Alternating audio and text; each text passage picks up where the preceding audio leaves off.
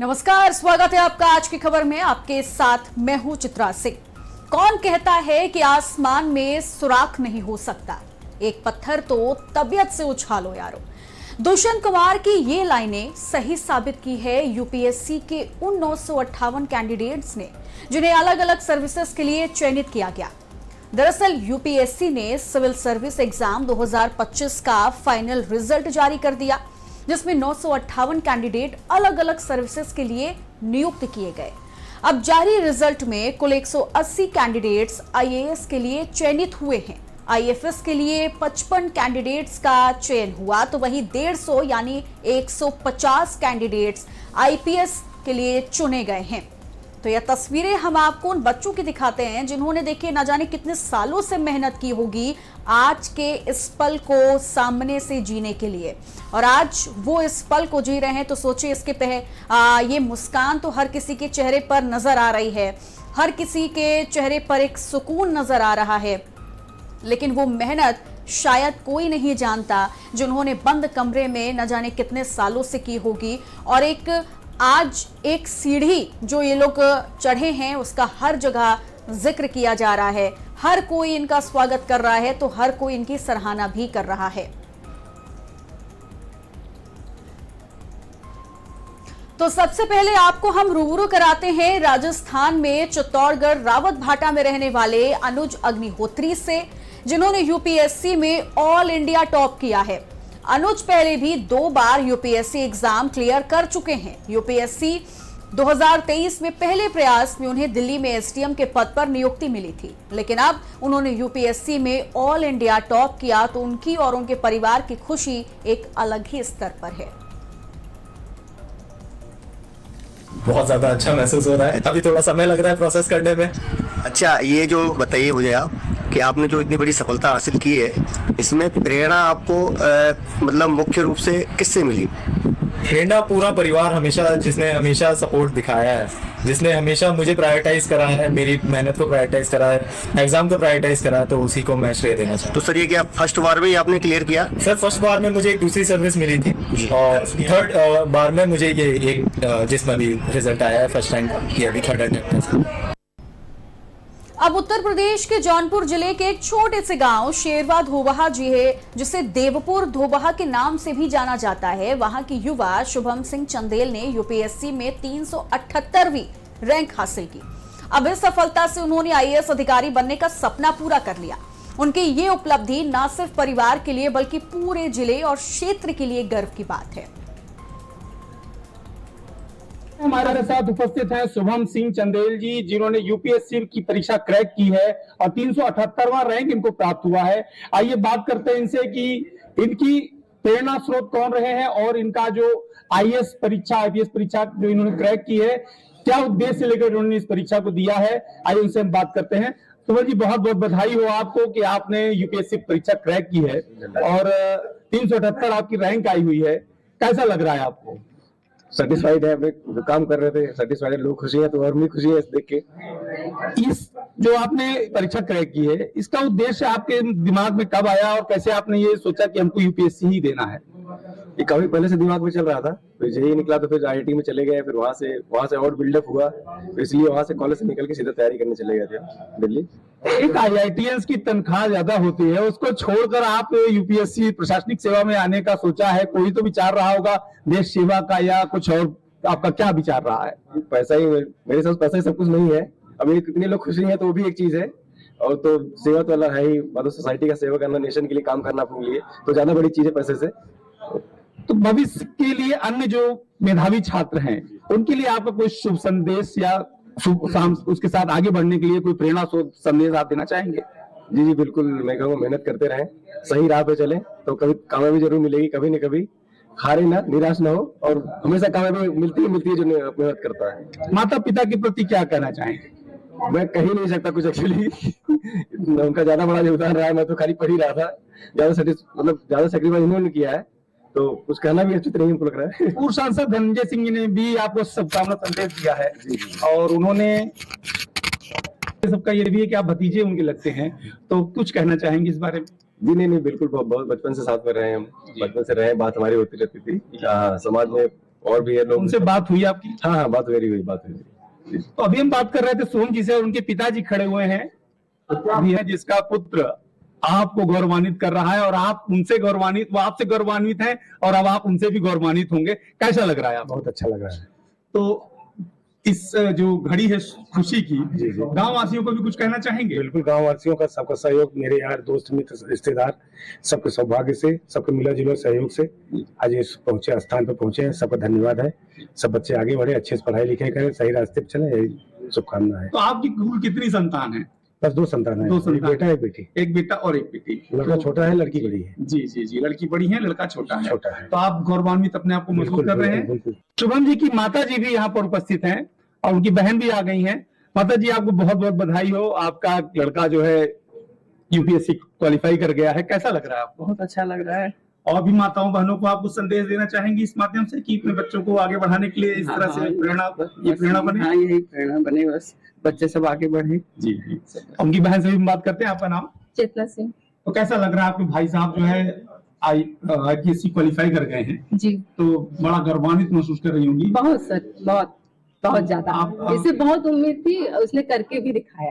कुछ और लोगों को भी संदेश देना चाहेंगे? बिल्कुल, कि जैसे शुभम ने कभी हार नहीं मानी, 2-3 बार असफल रहा, लेकिन फिर भी उसने हार नहीं मानी। वैसे सबके लिए हम यही कहेंगे, कभी भी हार मत मानिए, आगे चलते रहिए, सफलता जरूर मिलेगी। देखिए, यहाँ पर काफी लोग उपस्थित हैं और सबने बधाई दिया है, और शुभम जी ने भी कहा है कि हमारी सबके साथ शुभकामनाएं, मेहनत करिए, आगे बढ़िए। कैमरा पर्सन सूरत के साथ माधविन सिंह, आज की खबर, जौनपुर। और वहीं कर्नाटक की किरण कामते, जिन्होंने कर्नाटक में टॉप किया और ऑल इंडिया 53वीं रैंक हासिल की, उन्होंने अपनी इस सफलता के लिए उनसे जुड़े सभी लोगों को धन्यवाद दिया और खुशी भी जाहिर की। 2025 और 26 का यूपीएस का रिजल्ट आ गया है। कर्नाटक के टॉपर हमारे साथ किरण मौजूद है। Institutions help for test series and other things. 2025 में भी आप गए थे इंटरव्यू के लिए? लास्ट टाइम थोड़े में चले गए थे सर, पूरा टॉपर मार दे। 26 आपका लकी है। Yes, sir. अब 6 नंबर है। Yes. 2026 भी लकी है आपके साथ। Yes, sir, definitely. Last year, it was my first interview, but I missed the final PDF list by 25 marks. So this year has been lucky. I was fortunate enough to go through the UPSC interview process once again, and with God's grace and parents' wishes, I've secured 53 rank. It is more than I had expected and or anticipated. आप IAS बनना पहले से आप ये करे थे? Yes, sir. The dream was much before the graduation. It was my father who sowed the seeds of IAS for the first time. But post graduation, I thought I should seriously pursue it, and hence then almost since 2020 March I've been pursuing this, sir. So this is my last and final attempt, and with आपकी जो पढ़ाई कर्नाटक में कर्नाटक किधर से start करे आप पढ़े? Sir, I started during the COVID, so at that time there was absolutely no access to offline sources, so I pursued my initial preparation. और अब आपको लेकर के चलेंगे यूपी के शामली, जहां की आस्था जैन को 9वीं रैंक मिली है। आस्था ने 2024 में यूपीएससी क्वालिफाइड किया था। 131वीं रैंक पाकर वो आईपीएस बनी थी, लेकिन उन्होंने हैदराबाद में आईपीएस की ट्रेनिंग से छुट्टी लेकर सिविल सर्विस की पढ़ाई की और सेल्फ स्टडी के दम पर यह मुकाम पाया कि आज वो यूपीएससी में ऑल इंडिया टॉपर्स की लिस्ट में 9वें स्थान पर हैं।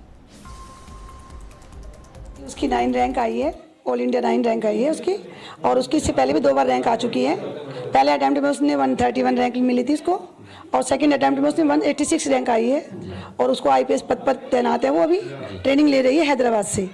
हाँ, और उसने 12th में भी ऑल इंडिया रैंक 4th लाई थी। क्या नाम है? शुरू से ही वो हैट्रिक करती आ रही है। बहुत टॉप लड़की है हमारी। वो क्या नाम है? आस्था जैन। कितने बच्चे हैं आपके? हमारे 4 बच्चे हैं, 3 बेटियां हैं, 1 बेटा है। बड़ी बेटी मेरी जॉब करती है गुड़गांव में, और ये बीच वाली बेटी है मेरी आस्था जैन, और जो छोटी बेटी खुशी जैन है जो पुणे में एमबीबीएस की पढ़ाई कर रही है। तो पूरा और बेटा हमारा ड्यू में अभी बीकॉम के पद पर है, बीकॉम कर रहा है। आप भी काफी पढ़ी लिखी? हाँ जी, मैंने भी एमए किया है। हाँ। तो आज कैसा खुशी का माहौल है? बहुत खुशी का माहौल है। आप बेटियों से? सब स्कूल वालों का सहयोग है। इंडियन कॉन्वेंट स्कूल वालों ने भी बहुत साथ दिया, और स्कॉटिश वालों ने तो खैर उन्होंने तो काफ़ी हद तक हमारे बहुत साथ दिया। उनके निर्दोष सर ने बहुत अच्छा पढ़ाया लिखाया, गाइड किया उनको, उनका भी बहुत सहयोग रहा, और राजीव सर का तो खास तौर से बहुत ज़्यादा सहयोग रहा। बिटिया का नाम आस्था जैन है और 9 रैंक उसने हासिल की है और टॉप 10 में जो है शामिल है वो। जी, ये उसका फर्स्ट अटेम्प्ट था? नहीं, थर्ड अटेम्प्ट था। तीनों ही अटेम्प्ट में उन्होंने क्लियर किया है अपना। इससे पहले कौन सी?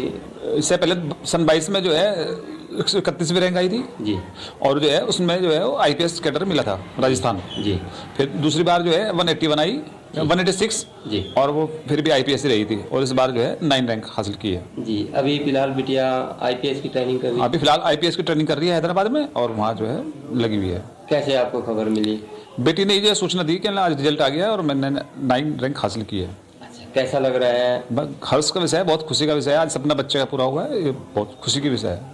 उसकी दिनचर्या किस तरह की थी? नॉर्मली ये कूल माइंड, बिल्कुल कोई दिक्कत नहीं है, कोई मोबाइल वगैरह कोई यूज नहीं करती ज़्यादा, अपना जो है सादा ही कूल सादे रहना, सादा खाना पीना और अपना पढ़ाई में ध्यान रखती है, फोकस। पढ़ाई का कुछ ज्यादा प्रेशर वैसे नहीं, कुछ नहीं, हमने कभी कहा ही नहीं उसे आप पढ़ो या ना पढ़ो, वो अपने उसका अपना सपना है, वो सपना उसका पूरा हुआ है। 10th और 12th का रिजल्ट कैसा रहा?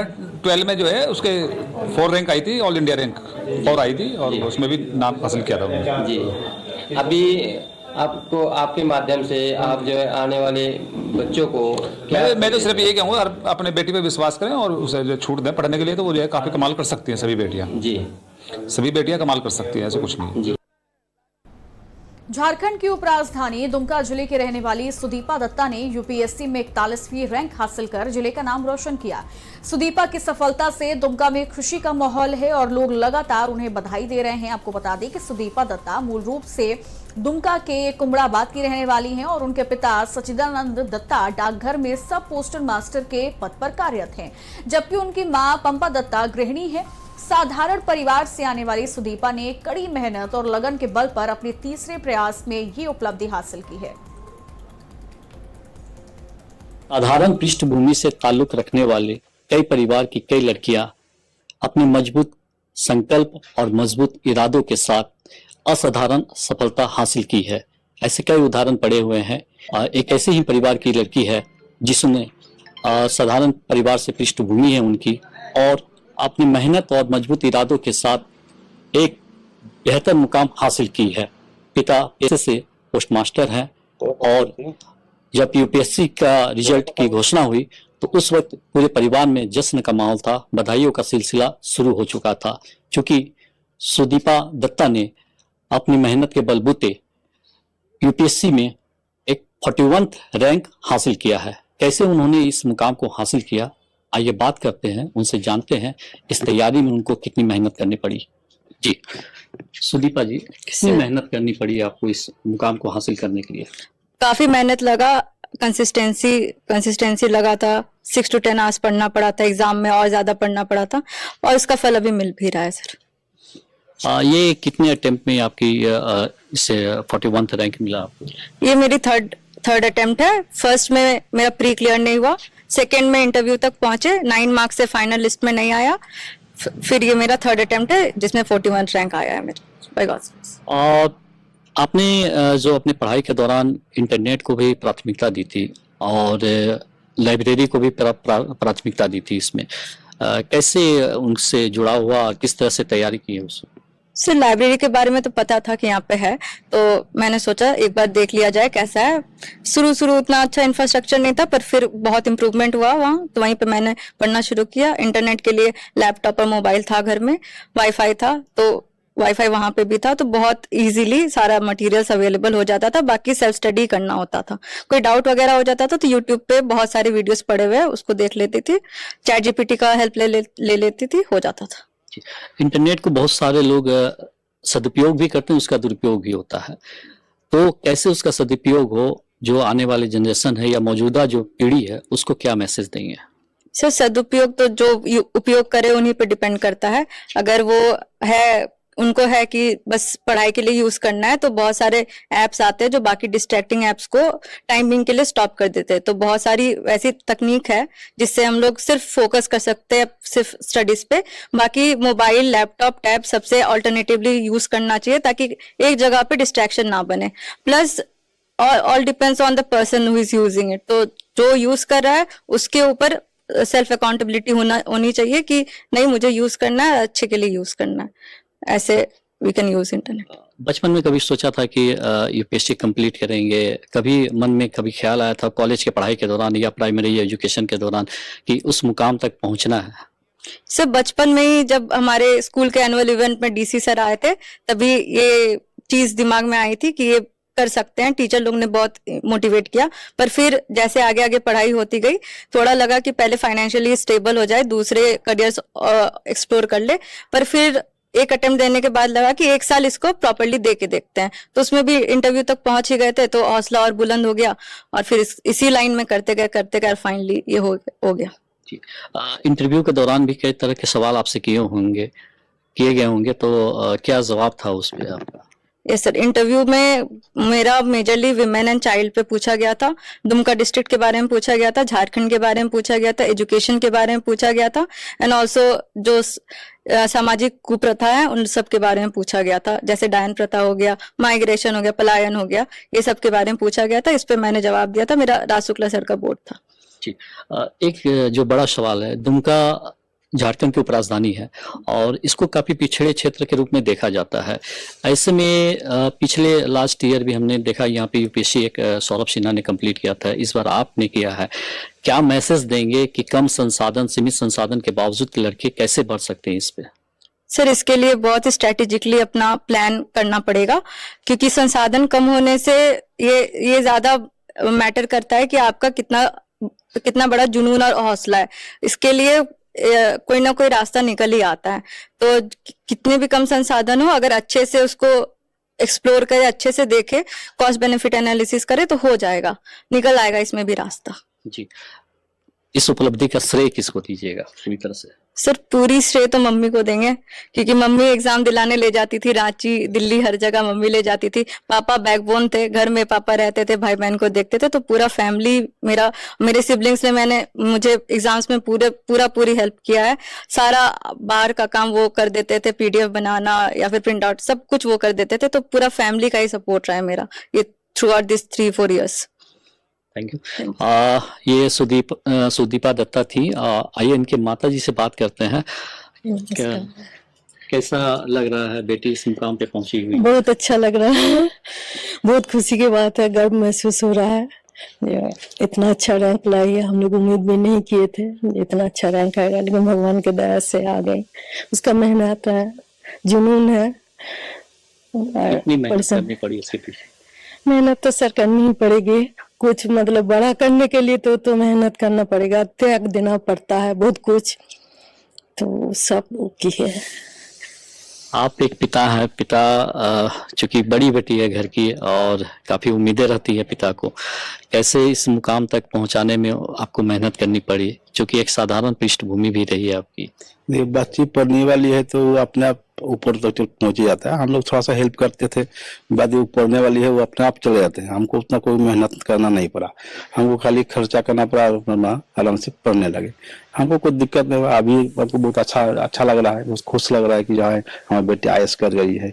अब सुनने बहुत अच्छा लग रहा है, सबसे मिलते हैं, सबका मेहनत सफल हो गया है, सबका मेहनत सफल हो गया है। जी, एक फिर छोटी बहन भी है इनकी, छोटे भाई भी हैं, अब उसको किस तरह से उसको भी उसी तरह मेहनत करवाएंगे। अगर ठीक बुद्धि रहा, ठीक से पढ़ने लगे तो वो भी लगता है इसमें आ जाएगी दोनों। तो ये थी सुदीपा दत्ता के माता पिता, और सुदीपा दत्ता ने बताया कि अगर सही तरीके से तैयारी की जाए और इरादे मजबूत हो, लगन से आप तैयारी करते हैं तो कोई भी मुकाम हासिल किया जा सकता है।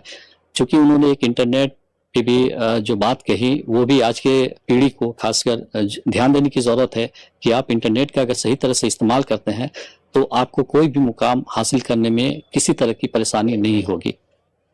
आज की खबर के लिए दुमका से राहुल कुमार गुप्ता। बिहार में समस्तीपुर के अभिषेक चौहान ने यूपीएससी में ऑल इंडिया रैंक 102 हासिल करके इतिहास रचा।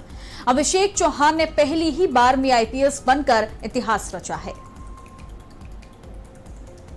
मेरा नाम अभिषेक चौहान, यूपीएससी सीएसई 2025 में रैंक 102, और ये मेरा पढ़ने का जगह है। यहाँ पे पढ़ाई किया करते हैं और कर रहे हैं, और बाकी ज्वाइंट सर्विस करेंगे और पब्लिक सर्विस की तरफ गोल रहेगा हमारा ऑलवेज। तो थैंक यू सो मच। देखिए, सबसे पहले अभिषेक को बहुत बहुत धन्यवाद, कॉन्ग्रेचुलेसन। हम लोग को पहले से ही पता था कि वो इस मुकाम पे जाएगा, क्योंकि वो बचपन से ही पढ़ने में बहुत तेज तर्राक लड़का था। आपको बताना चाहेंगे कि वो जब 5 क्लास में था तभी सैनिक स्कूल में फर्स्ट रैंक को ला करके सिमुतल्ला में उसका एडमिशन हुआ था। उसके बाद IIT तक का सफ़र वो तय किया। उसके बाद उसका एक ही सपना था कि नहीं, हमको IAS IPS बनना है। कठिन परिश्रम के बाद जाकर के वो इस मुकाम को हासिल। और वहीं झारखंड के ही साहिबगंज की निहारिका ने यूपीएससी में 365 रैंक लाकर आखिरकार अपने सपनों को पूरा किया और सफलता हासिल की। ये उनका दूसरा अटेम्प्ट था। पहले अटेम्प्ट में वो मेंस में पास हो गई, पर इंटरव्यू क्रैक नहीं कर पाई थी।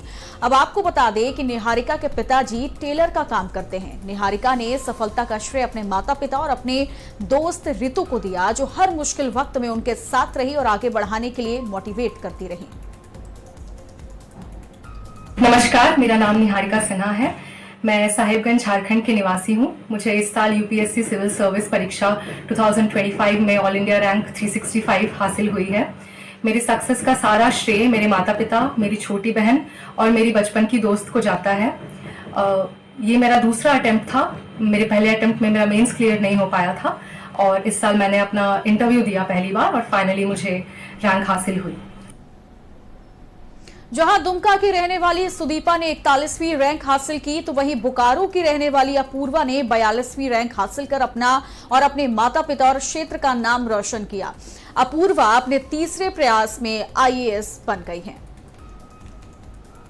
मेरा यूपीएससी सिविल सर्विसेज एग्जामिनेशन 2020 में सिलेक्शन हुआ था और मुझे DANIPS as a service allocate हुई है।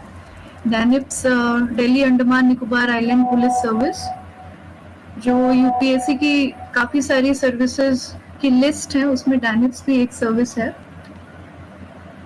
हाँ, तो पहले मैं अपने बारे में कुछ बताना चाहूँ आप लोगों को। तो मैं बेसिकली बिहार से बिलोंग करती हूँ, वेस्ट चंपारण डिस्ट्रिक्ट, बट मेरे फादर बोकारो स्टील प्लांट में पोस्टेड हैं। तो मैंने झारखंड DPS बोकारो से अपनी पढ़ाई की।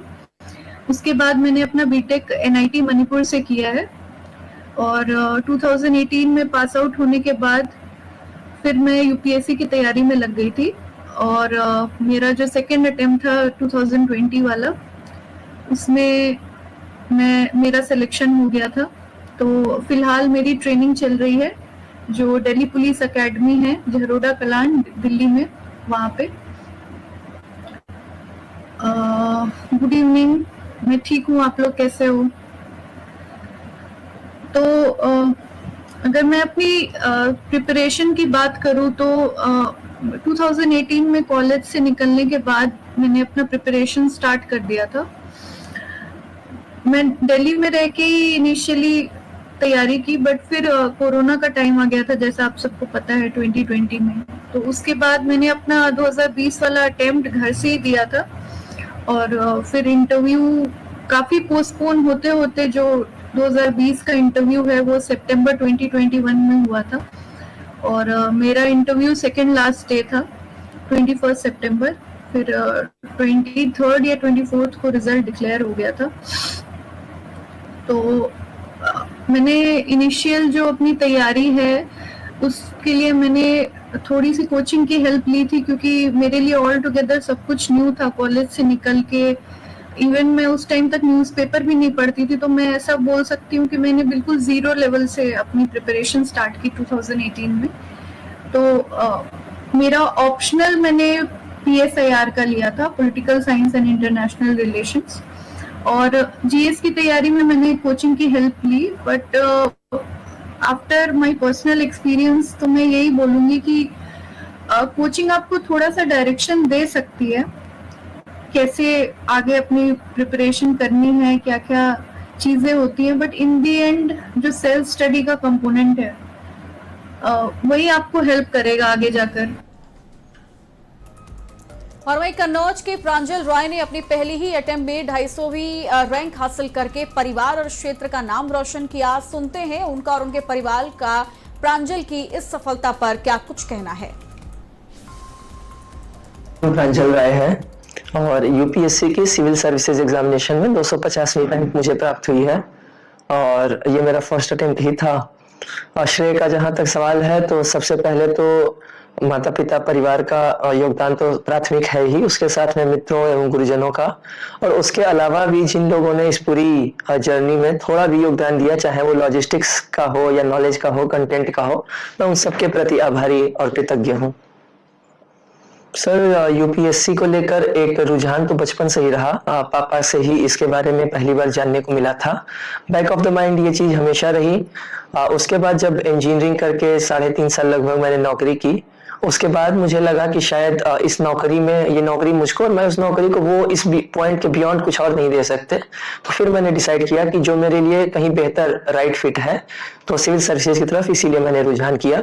जहां तक छोटे शहरों की बात है तो ये बात सही है कि एक्सपोजर कुछ हद तक कम मिलता है स्टूडेंट्स को, लेकिन मुझे लगता है आज के समय में सोशल मीडिया, इंटरनेट और आर्टिफिशियल इंटेलिजेंस का जो जमाना है, तो अगर सही ढंग से उसका राइट यूज किया जाए तो उस एक्सपोजर का जो डेफिसिट है उसको काफी हद तक कॉम्पेंसेट किया जा सकता है। उनके लिए सबसे पहले तो आसान नहीं होता है इस तरह अपने जीवन के कई बहुमूल्य वर्ष किसी परीक्षा को देना और उसमें सफलता नहीं मिलती है तो डेफिनेटली वो इमोशनली चैलेंजिंग फेज होता है। लेकिन एक बात जो हम सभी को अपने दिमाग में रखना चाहिए कि UPSC is not the last option. जिंदगी इसके आगे भी है और बहुत से विकल्प हैं यूपीएससी या सिविल सर्विसेज के अलावा भी, तो उन सभी विकल्पों पर विचार करना और अपने लिए जो सबसे बेहतर विकल्प हो सकता है उसको चुनना और उस दिशा में आगे बढ़ना। तो life is larger than UPSC, यही मैं कहना चाहूंगा। कन्नौज में सर, कन्नौज में मैंने अपनी सर, मेरा नाम अजित कुमार राय, मैं सुभाष इंटर कॉलेज नेरा कन्नौज में अध्यापन करता हूँ। 4 साल ऑफिसिएट भी किया और प्रांजल ने प्रथम प्रयास में संघ लोक सेवा आयोग की परीक्षा हिंदी माध्यम और हिंदी विषय लेकर उत्तीर्ण की है और यह चुनौती हमने इनके सामने जरूर रखी थी, इसलिए बहुत खुशी है, आनंद उल्लास का अनुभव कर रहा हूँ। क्योंकि मैंने डीएम साहब जो थे निशांत जैन जी राजस्थान के, तो उनकी बात को बाधित किया क्योंकि उनकी राय थी कि प्रांजल तुम इंग्लिश मीडियम से तैयारी करो, लेकिन हिंदी के प्रति जो मेरा समर्पण है, जो एक रोमांटिक भावबोध है, तो मैंने कहा कि नहीं, हिंदी है हम वतन है हिंदुस्तान हमारा, तो अपनी भाषा के उत्थान, अपनी भाषा की उन्नति के लिए। और एक भाव यह भी था कि जो संवेदनशील लोग हैं, ये कवि हृदय हैं, वागर्थ से लेकर परिकथा, कथाक्रम, कथादेश, दुआबा जैसी पत्रिकाओं में 2-2, 3-3 बार इनकी रचनाएं छपी। तो मुझे लगता था कि ईमानदार और संवेदनशील व्यक्ति को लोक सेवा आयोग की परीक्षा में आना चाहिए, तो शायद देश, समाज और राष्ट्र की अधिक उन्नति हो सकती है, अधिक अभ्युत्थान हो सकता है। तो एक रचनात्मक परिवेश निर्मित होगा और शायद ये कुछ डिजाइन कर पाएंगे देश और समाज के लिए। तो इसलिए हमने इनको प्रेरित किया और स्वतः स्फूर्त प्रेरणा भी इनकी थी। उसका बैकग्राउंड भी एक है, यहाँ कलेक्ट्रेट में इंटर में थे तो कई बार बोले, कई जिलाधिकारियों ने पुरस्कृत किया। तो रुपेश कुमार जी थे, उस समय जिलाधिकारी थे, मंच से बोलकर आने के बाद उन्होंने कहा कि बेटा तुम मेडिकल और इंजीनियरिंग की तरफ मत जाना, तुम्हारे भीतर कैलिबर है, मैं एक IAS देख रहा हूँ तुम्हारे भीतर, तो तुम उस दिशा में जाना। तो बहुत तरह की पृष्ठभूमि पहले से ही निर्मित हो चुकी थी। जिंदगी की बहुत बड़ी खुशी मिली है, बच्चे लोग बहुत मेहनत किए हैं। शुरुआत में थोड़ा ज्यादा वैसे थे, चंचल थे, अब थोड़ा गंभीर हो गए। आज खुशी कैसी महसूस, क्या महसूस हो रहा है अंदर से कि बच्चा इतने बड़े पद? बहुत अच्छा लग रहा है, जिंदगी की बहुत बड़ी खुशी मिली है। अब आपको मिलाते हैं पंचकुला के रहने वाले एकांश शुडुल से, जिन्होंने यूपीएससी में 3री रैंक हासिल की है। एकांश ने साल 2024 में यूपीएससी में 342वीं और साल 2025 में 295वीं रैंक हासिल की थी, लेकिन इस बार उन्होंने 3री रैंक हासिल की है। ऐसे में सुनते हैं कि उन्होंने क्या कुछ कहा है। लंबी जर्नी रही है और आज बड़ा ओवरवेलमिंग है मेरे लिए। इतना अच्छा रैंक हम एक्सपेक्ट नहीं कर रहे थे, बट इतने साल की मेहनत, मेरे पेरेंट्स का सपोर्ट, मेरी फैमिली, मेरे फ्रेंड्स, उनका कॉन्टिन्यूस सपोर्ट से हम इस रैंक को अचीव कर पाए। पर ये फर्स्ट स्टेप है, आगे पब्लिक सर्विस में जो भी हम अपना कॉन्ट्रीब्यूशन दे पाए नेशनल बिल्डिंग में वो हम देना चाहेंगे। जो कि पहले भी आपने अटेम्प्ट किए, किस तरह से फैमिली और जो आपके गुरुजन थे उनका सपोर्ट रहा आपको? सब कुछ गाइडेंस और मेंटरशिप का रहता है। मेरी फैमिली, मेरे फ्रेंड्स का बहुत सपोर्ट रहा। मेरे टीचर सतीश माथुर सर ने मेरे को बहुत गाइड किया, मोमेंट बाय मोमेंट मुझे उस तरीके से नर्चर किया कि मैं अपनी गलतियों को इम्प्रूव कर पाऊँ। मैं कंसिस्टेंटली सेलेक्ट हो रहा था, तो जो गैप्स से भरने के लिए, टॉप रैंक लाने के लिए उन्होंने मुझे वो बताया कि कैसे क्या करना चाहिए। मेरी मदर ने मेरे को हमेशा मेरे अंदर बिलीफ रखा, मेरे फादर ने, मेरी फैमिली ने, सबने मुझे बहुत सपोर्ट किया। तो ये सक्सेस में मैं सिर्फ एक फेस हूँ, ये उन सबकी कलेक्टिव सक्सेस है। हरियाणा प्रदेश में आप पहला है कि टॉप 3 में आपने 3 रैंक लेके आए हैं। बस हमारी मेहनत का स्टेशन है, ये लक्ष्य है कि हम 3 पे पहुंच पाए। बात करें कि मेहनत तो होती है, साथ ही साथ इसमें ध्यान रखने की आवश्यकता होती है कि कितने घंटे समय देना है, किस तरह से दूसरे किस तरह से अपने आप को मैनेज किया वो बताएं। टाइम मैनेजमेंट बहुत इंपॉर्टेंट है। डिजिटल एज में रिसोर्सेज को यूटिलाइज करना बहुत इंपॉर्टेंट है, और डिस्ट्रैक्ट ना होना और ज्यादा इंपॉर्टेंट है। क्या पढ़ना क्या नहीं पढ़ना उसका बैलेंस बनाना इंपॉर्टेंट है। तो इसके लिए मेंटरशिप और गाइडेंस बहुत रेलेवेंट रहती है। अगर आपके पास अच्छी मेंटरशिप और गाइडेंस है, आप लकी हो जाते हैं, and then life becomes easier for you. तो जो अभी एक्सपीरियंस है यूपीएससी के, उनके लिए कोई संदेश आप हमारे माध्यम से देना चाहते हैं? तो उनको मैं ये बोलूंगा कि discipline and self introspection are the 2 mantra. Discipline की आप कंसिस्टेंटली सेम काम करने में इंटरेस्ट रखिए, क्योंकि जर्नी में टाइम लग जाता है। और इंट्रोस्पेक्शन की आपकी जो भी गलतियां आप उनको इम्प्रूव करें, एक रट में ना फंसे, पढ़ाई करने के लिए ना करें, पर उसका आउटकम देख के पढ़ाई करें। अगर आप ये 2 चीजें करेंगे तो डेफिनेटली सूनर और लेटर आप सक्सेसफुल हो जाएंगे। और वहीं यूपी समाज कल्याण विभाग की ओर से मुख्यमंत्री अभ्युदय कोचिंग योजना में पढ़ रहे छात्रों ने फिर अपने प्रभावशाली परिणामों से प्रदेश का गौरव बढ़ाया है। अभ्युदय कोचिंग योजना में पढ़ने वाले 6 छात्रों ने यूपीएससी क्लियर किया है। कल्याण विभाग उत्तर प्रदेश को एक बड़ी उपलब्धि मिली है। अभ्युदय योजना के तहत जो कोचिंग चलती है उसमें से 6 बच्चे सेलेक्ट हुए हैं आईएएस की परीक्षा में। हमारे साथ बात करने के लिए हैं समाज कल्याण विभाग के मंत्री असीम अरुण जी, जिन्होंने अथक प्रयास किया है न केवल अपने विभाग के लिए बल्कि बच्चों के लिए भी किस तरह से वो लगे रहते हैं उनकी कोचिंग के लिए, उनकी शिक्षा के लिए। बहुत बहुत स्वागत है सर। 6 बच्चे सेलेक्ट हुए हैं समाज कल्याण की जो अभ्युदय कोचिंग है मुख्यमंत्री, तो क्या कहेंगे, इतनी बड़ी उपलब्धि एक मिली है, 6 बच्चे एक ही बार में? मुख्यमंत्री जी ने इस योजना को पूरी तरीके से रिवैम्प किया। इसका ऑनलाइन वर्जन भी तैयार करने का हम लोग को आदेश किया, और साथ साथ क्लासरूम में जो पढ़ाई होती है उसको भी मजबूत करने का निर्देश दिया। सबसे बड़ी बात, स्कीम का बजट बढ़ाया गया।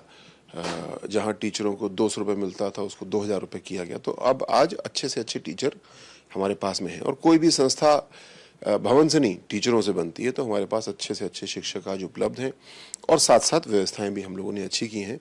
मुझे इस बात की बहुत खुशी है कि भागीदारी भवन अभ्युदय कोचिंग से पढ़े हुए हमारे 6 बच्चे इस बार आईएएस सिविल लिस्ट में आ रहे हैं। हमें आशा है कि इनमें से 2 बच्चों को आईएएस मिलेगी, जो कि हमारी कोचिंग की पहली सफलता होगी कि मेन आईएएस लिस्ट में, और बाकी 4 बच्चे अन्य सेवाओं को प्राप्त करेंगे, और हो सकता है सेकंड हैंड भी लें तो और अच्छा कर लेंगे ये बच्चे। सर, जब से यहाँ से बच्चे पास आउट हुए हैं अभ्युदय योजना कोचिंग से, बड़ी चर्चा है, जो कि बड़ी महंगी कोचिंगें हैं। दिल्ली में भी, मैं खुद इलाहाबाद से हूँ, इलाहाबाद में भी तमाम कोचिंगें हैं जो बहुत महंगी हैं। तो यहाँ पर किस तरह से कोचिंग के लिए बच्चे जानना चाहते हैं कि क्या पात्रता होती है, क्या शुल्क लगता है, क्या नहीं लगता है, किस तरह से सुविधाएं मिलती है, इसके विषय में जरा सा। कुल मिला के 8 ऐसी कोचिंग उत्तर प्रदेश में है जहाँ पे हम लोग विभिन्न परीक्षाओं की तैयारी कराते हैं। लखनऊ में भी भागीदारी भवन में है, एक अलीगंज में आदर्श कोचिंग के नाम से लड़कियों की है, हापुड़ की कोचिंग हमारी बहुत अच्छी चलती है, और साथ साथ कुल मिला के 8 कोचिंग हैं। इनके लिए साल के शुरू में एक एंट्रेंस एग्ज़ाम होता है। 10 महीने के लिए हम ट्रेनिंग कराते हैं बच्चों की, पीसीएस आईएएस की प्री के लिए। जो बच्चे क्लियर कर जाते हैं फिर वो हमारे साथ रुके रहते हैं, हम उनकी मेंस की तैयारी भी कराते हैं, इंटरव्यू की तैयारी भी कराते हैं। कोई बच्चे जिसने प्री की तैयारी हमारे साथ नहीं की और वो सीधे मेंस में जुड़ना चाहते हैं वो भी आ सकते हैं, सीधे इंटरव्यू में भी आ सकते हैं। तो तीनों स्तर के लिए हम लोग ऐसे मदद करते हैं। और जो हमारी वेबसाइट उस पर सारी डिटेल्स दी हैं, ऑनलाइन अप्लाई कर सकते हैं। अच्छी बात यह है कि रहना खाना पढ़ाई पूरी तरीके से फ्री है यहाँ पे, लाइब्रेरी बहुत अच्छी है। और मैं क्योंकि स्वयं मैंने परीक्षा दी, तो एक बात होती है अपनी मेहनत और दूसरी बात होती है संगत। तो यहाँ पे संगत बहुत अच्छी मिलती है। जब 300 बच्चे यहाँ पे तैयारी कर रहे होते हैं तो आप देखते हैं कि पीसीएस में उसमें से 210 बच्चे मेंस में सिलेक्ट हो गए। तो यानी सब बच्चे उस कैलिबर के थे लगभग जो मेंस लायक थे। तो जब ऐसी संगत मिलती है तो परिणाम फिर अच्छे मिलते हैं। सर आप भी पढ़ाते हैं या वहाँ पर जो बच्चे पढ़ते हैं उनको क्या जो आईएएस आईपीएस अधिकारी हैं वो भी शिक्षा देते हैं, वो भी पढ़ाते हैं? बिल्कुल, बीच बीच में मैं भी क्लास लेता हूँ, लेकिन अब मैं फिजिक्स या ज्योग्राफी जो मेरे ऑप्शन थे या सोशियोलॉजी वो पढ़ाऊँ तो कोई लाभ नहीं होगा, बहुत पुरानी बात हो गई। लेकिन बच्चों को मोटिवेट करने के लिए, इंटरव्यू की तैयारी के लिए, जनरल स्टडीज़ के लिए गवर्नमेंट स्कीम्स के बारे में मैं बताता हूँ।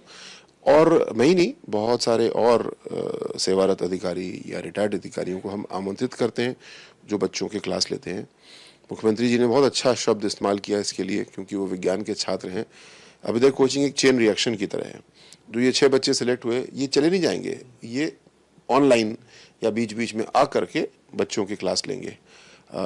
अभी भी जो हमारे बेटे बेटियां लखनऊ में पोस्टेड हैं वो तो नियमित रूप से आते रहते हैं, बड़ी खुशी से आते हैं, क्योंकि उन्होंने जो अभाव देखा, जो अभ्युदय कोचिंग ने उस अभाव को पूरा किया, उस अभाव को अगली चेन रिएक्शन के रूप में पूरा करने के लिए वो आगे आते हैं।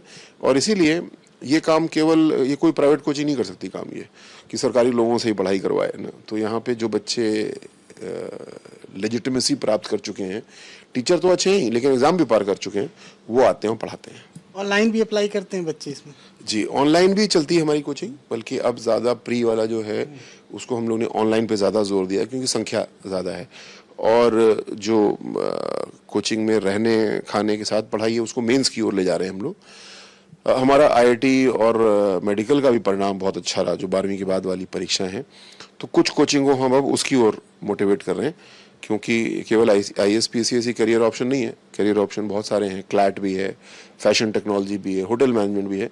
तो जिस बेटे का जो मन हो, जो रुचि हो, हम उसका रास्ता खोलेंगे। सर फर्स्ट हाफ जैसे लाइफ का भी होता है, फिल्मों का भी होता है, फर्स्ट हाफ हमने आपका देखा है, अब सेकंड हाफ आपका इंटरवल के बाद शुरू हुआ है, तो कितना इसको एंजॉय कर रहे हैं? और जो बच्चे सेलेक्ट हुए हैं उनसे बात हुई आपकी, क्या कुछ उनका रिएक्शन रहा?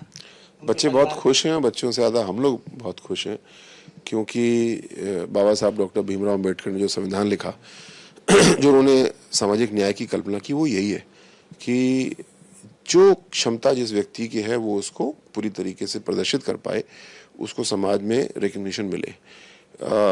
माता पिता की आय क्या है, उनके पास ज़मीन कितनी है, माता पिता की पढ़ाई क्या है, इससे बच्चे को नकारात्मक प्रभाव नहीं पड़ना चाहिए। और ऐसी व्यवस्था जहाँ पे बच्चों को अच्छी से अच्छी कोचिंग मिल रही है, कोई खर्चा नहीं करना पड़ रहा, ये सोशल इक्विटी को, समानता को आगे बढ़ाने के लिए बहुत सीधा और डायरेक्ट कदम है। तो ये थे हमारे साथ समाज कल्याण विभाग के मंत्री असीम अरुण जी, जिनका कहना है कि यहाँ पर गुणवत्ता परक शिक्षा दी जा रही है, वो भी निःशुल्क। और जो भी बच्चे आवेदन करना चाहें, जो भी तैयारी करते हैं, वो यहाँ पर पार्टिसिपेट कर सकते हैं, अपना एडमिशन ले सकते हैं। कैमरामैन नीरज के साथ नीरज मिश्रा, आज की खबर, लखनऊ। और इस खास बुलेटिन में इतना ही। आप बने रहिए आज की खबर के साथ। नमस्कार।